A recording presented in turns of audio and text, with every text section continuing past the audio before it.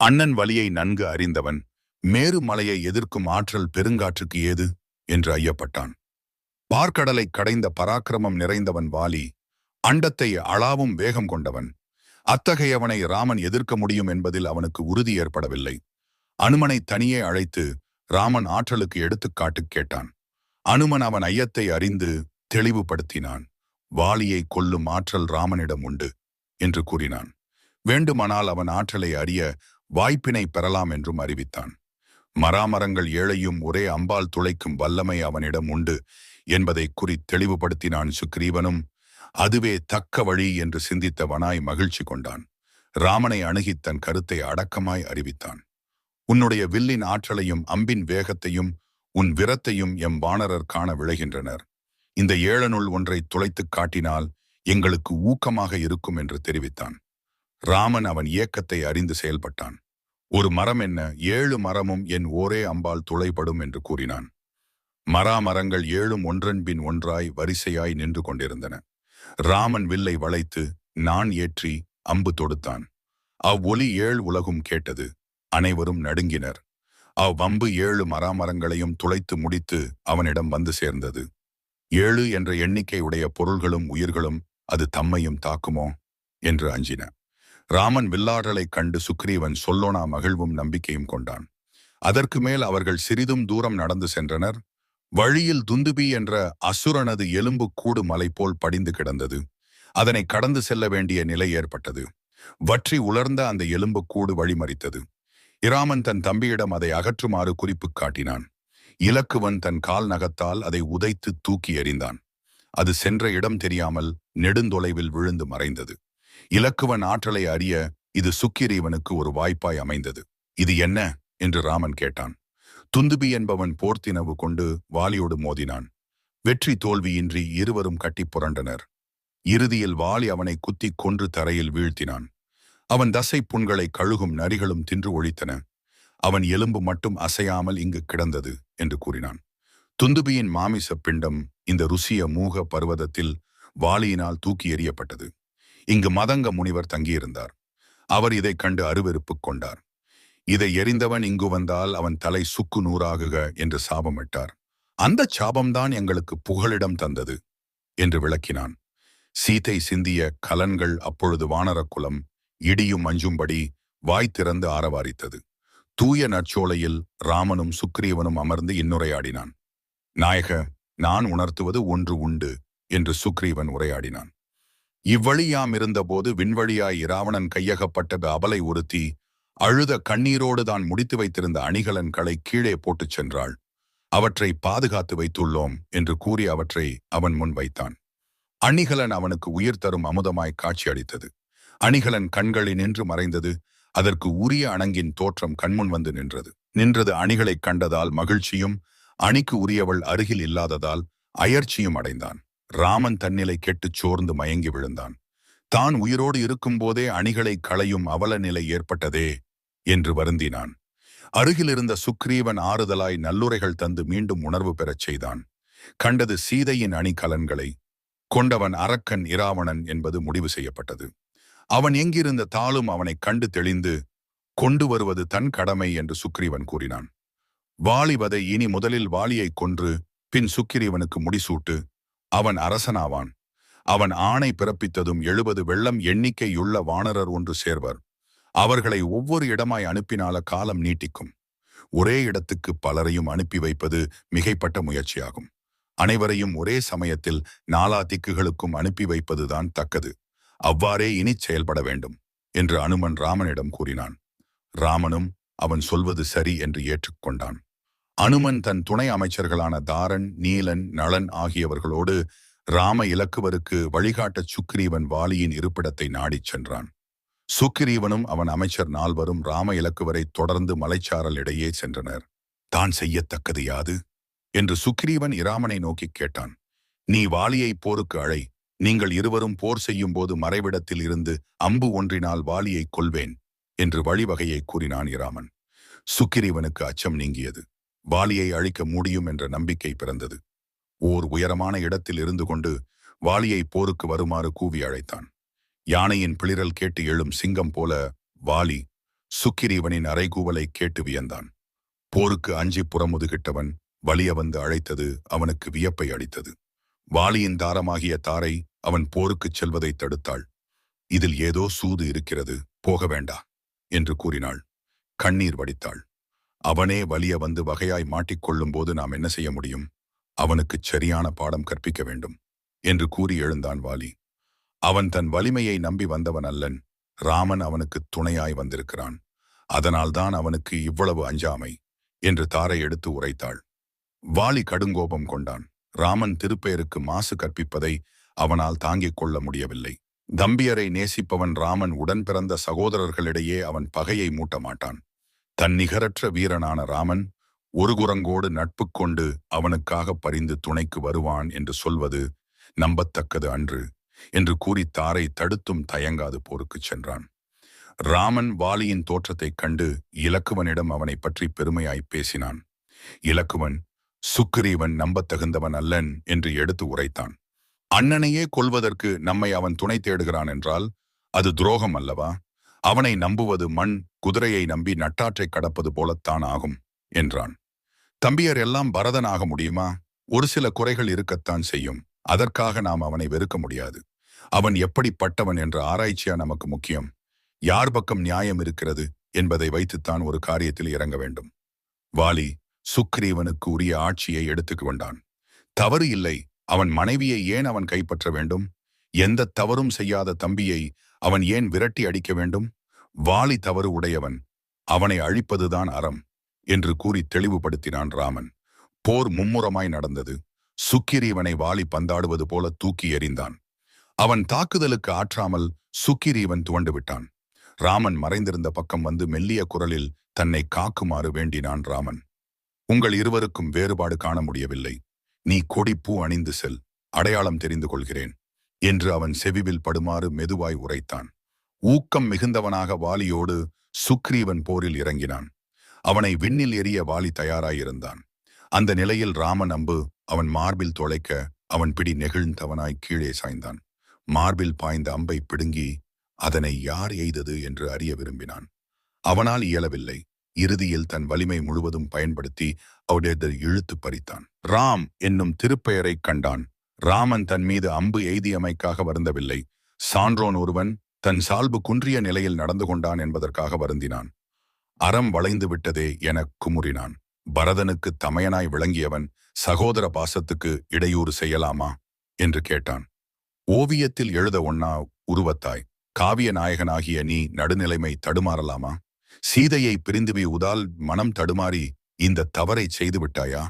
உலக நெறி என்பது உயர்ந்தவர் செய்கையில்தானே அமைந்து கிடக்கிறது. தலைவன் நீ தவறு செய்யலாமா? உலகமே உன் செயல் பேச்சு இவற்றை கவனிக்கிறது. அம்பு எய்ய நினைத்திருக்கலாம், அது உன் சொந்த விருப்பு வெறுப்பு பற்றியது. ஆனால் மறைந்திருந்து அம்பு எய்தியது உன் வீரத்துக்கு இழுக்கல்லவா என்று கேட்டான். அதற்கு இராமன் விடை தரவில்லை. இலக்குவன் இடைமறித்து சுக்ரீவன் முதலில் வந்து இராமனை சந்தித்தான். தனக்கு உதவுமாறு வேண்டினான். அவனுக்கு உதவுவதாக கூறிவிட்டு உன் முன்னால் வந்தால் நீயும் அடைக்கலம் என்று கேட்டால் என்ன செய்வது? அதை தவிர்ப்பதற்குத்தான் மறைந்து இருந்து அம்பு செலுத்த வேண்டி நேர்ந்தது என்று பதில் கூறினான். இராவணனை கொல்வதற்கு உறுதுணை தேடியிருக்கலாம். சிங்கத்தை துணையாக கொள்வதை விடுத்து சிறுமுயலை நம்பி செயல்பட்டிருக்கிறாய். உன்னிடம் அறமும் இல்லை அறிவும் இல்லை என்றுதான் சொல்ல வேண்டியிருக்கிறது என்று இராமனிடம் கூறினான். நீ சொல்வது போல் என் தேவைக்காக உன்னை கொன்றேன் என்று சொல்வதை ஏற்க முடியாது. தீமையை கண்டவிடத்து அதை ஒழிப்பது அரசு நீதியாகும். நீ எந்த தவறும் செய்யாத உன் தம்பியை அலற வைத்தாய். துரத்தி துரத்தி அடித்தாய். தீர விசாரித்து உண்மை காணாது அவனை கொல்வதிலேயே நாட்டம் கொண்டாய். தம்பியை அழிக்க நினைத்திடும் நீ எனக்கு சகோதர பாசத்தை பற்றிய பாடம் கற்றுத்தருகிறாய். தம்பியின் தாரத்தை தங்கையாக மதிக்க வேண்டிய நீள அவளை துணைவியாக ஆக்கிக் கொண்டாய். பிறர் மனைவியை விரும்பும் அற்பத்தனம் உன்னிடம் அமைந்துள்ளது. நீ உயிர் வாழத் தக்கவன் அல்லன். பற்களை குத்தி தூய்மைப்படுத்தச் சிறுதுரும்பு போதும். உலக்கை தேவையில்லை. இராவணனை அழிக்க எனக்கு உன் தம்பி போதும். நீ தேவையில்லை என்று கூறினான். ஒழுக்கம் என்பது மானிடர்க்கு விதிக்கப்பட்ட வரையறை. நாங்கள் விலங்குகள். விலங்குகளுக்குள் கணவன் மனைவி என்ற உரிமை கொண்டாட முடியாது. கற்பு என்ற கட்டுத்திட்டத்துக்கு இங்கே இடமே கிடையாது. மேல் மட்டத்தில் நீங்கள் வலிய அமைத்துக் கொண்ட கட்டுப்பாடு அது. எங்களுக்கு இருக்கிற ஒரே வாய்ப்பு விரும்பியவாறு வாழலாம் என்பதே. வல்லவன் எதையும் செய்யலாம். வலிமைதான் நியாய ஒழுங்குக்கு வரையறை. இது எங்களிடை நிலவும் விதி. எங்களிடம் அறநெறியை எதிர்பார்க்க முடியாது. நாங்கள் இயற்கையின் விதிகளுக்கு உட்பட்டு வாழ்பவர்கள்.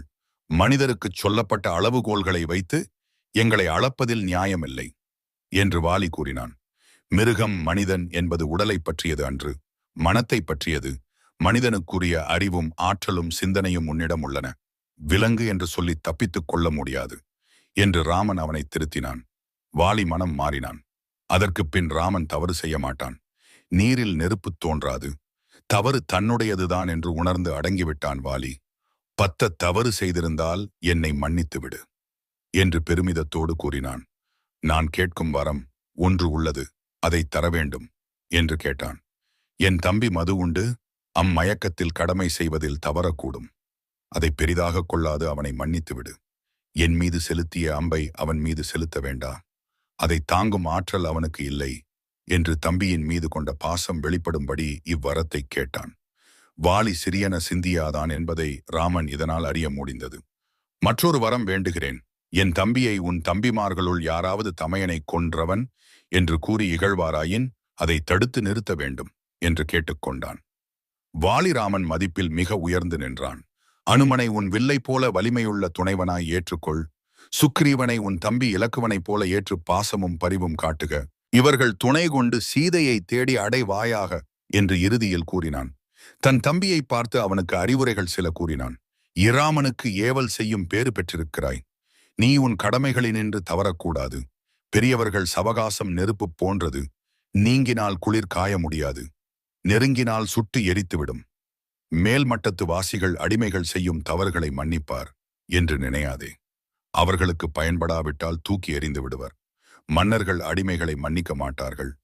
பெரிய இடத்து உறவு கத்தி முனையில் நடப்பது போன்றது. கவனமாய் நடந்து கொள் என்பது அவன் அறிவுரை. வாலி மைந்தனான அங்கதன் தன் தந்தை மரணமறிந்து விரைந்து வந்தான். சாகும் தருவாயில் இருந்த வாலியை பார்த்து பலவாறு கூறி புலம்பினான். என் தந்தையே, யமன் வருதற்கு அஞ்சும் உன்னை மரணம் எப்படி தழுவியது? இனி இராவணன் உன்னை பற்றிய அச்சம் நீங்கி நிம்மதியாய் வாழப்போகிறான். இது உறுதி. பார்க்கடலை கடைய தேவர்க்கு உன்னை தவிர உதவ யார் இருக்கிறார்கள்? அமுதத்தை தேவர்களுக்கு ஈந்து மரணத்தை நீ ஏற்கிறாய் என்றால் உன்னை விட கொடையாளி யார் இருக்க முடியும்? அங்கதனை தழுவிக்கொண்டு நீ இனி அயர வேண்டா. நாயகன் ராமன் செய்த நல்வினை பயன் இது என்றான் வாலி. ராமனிடம் அங்கதனை அடைக்கலமாய் ஏற்று ஆதரிக்குமாறு வேண்டிக் கொண்டான் வாலி. ராமனும் அங்கதனுக்கு தன் உடைவாளை தந்து அவனை பெருமைப்படுத்தினான். வாலி தன் மார்பில் பதிந்திருந்த அம்பினை பிடுங்கி வெளியே எடுத்தவுடன் இரத்தம் பீரிட்டுக் கொண்டு வந்தது. அவன் உயிரும் அவனிடம் விடைபெற்றுக் கொண்டு சென்றது. தாரை உயிரற்ற அவன் உடல் மீது விழுந்தாள். புரண்டாள், அழுதாள், அரற்றினாள். உன் தோளில் துயிலும் நான் இன்று தரையில் விழுந்து துடிக்கிறேன். உயிரும் உடம்புமாக இருந்த நாம் இனி எப்படி தனித்துச் சாக முடியும்? இந்த வெறும் உடம்பு நீ இல்லாமல் எப்படி வாழும்? காலையும் மாலையும் சென்று நீ முக்கண்ணனை வழிபடுவாயே. இப்பொழுது நீ என்ன செய்வாய்? எப்படி உன்னால் வாளாயிருக்க முடிகிறது? என் மெல்லிய ஆடை மீது சாயும் நீ எப்படி வன்மையான தரையில் கிடக்கிறாய்? பொய் புகழாத புண்ணியனே, நீ என் உயிர் என்று புகழ்ந்து பேசுவாயே. உயிரை விட்டு உயிர் எப்படி போக முடியும்? அது பொய்யுரையாகிவிட்டதே. உன் உள்ளத்தில் நான் உறைந்தேன் என்பது உண்மையாயிருந்தால் இந்த அம்பு என்னையும் தாக்கி என் உயிரையும் போக்கி இருக்க வேண்டுமல்லவா? அமுதத்தை தந்த உனக்கு தேவர் பாராற்றை வழங்க எதிர்கொண்டு அழைத்து உபசரித்தார்களோ?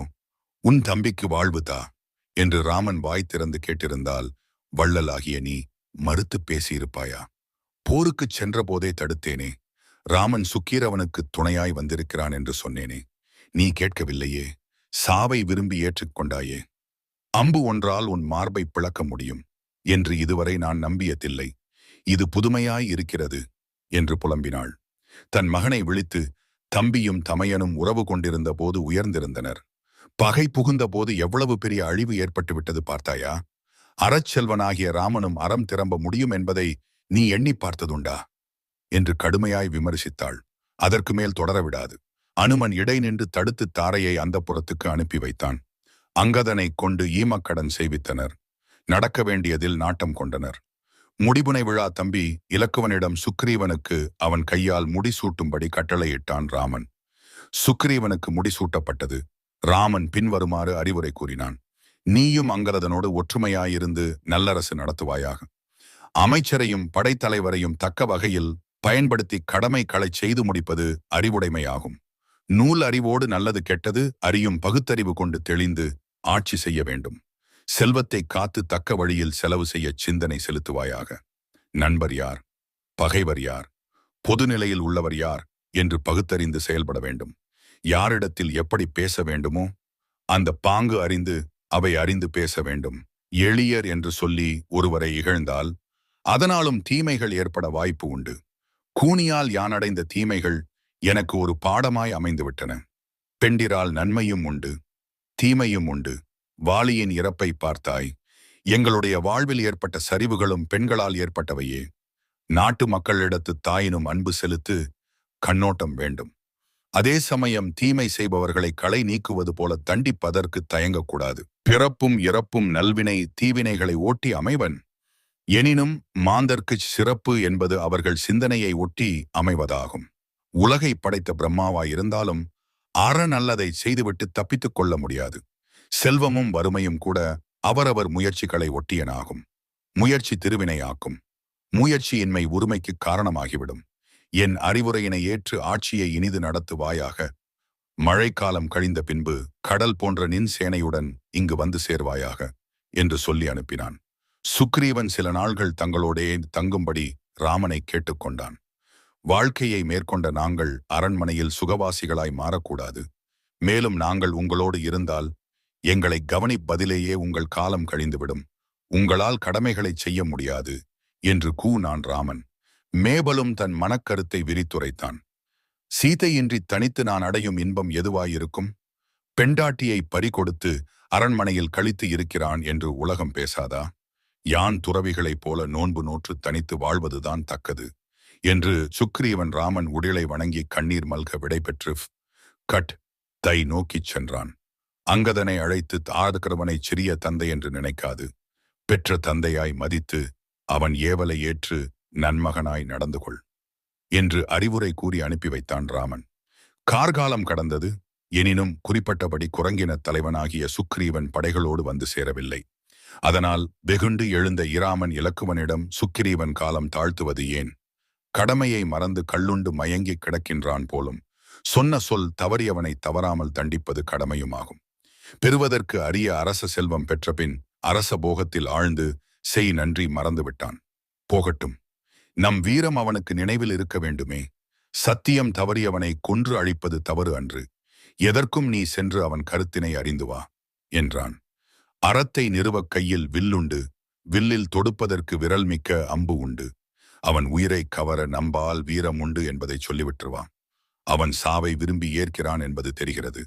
சீதையை தேடுவதற்காக உடனே புறப்பட்டு வரட்டும்.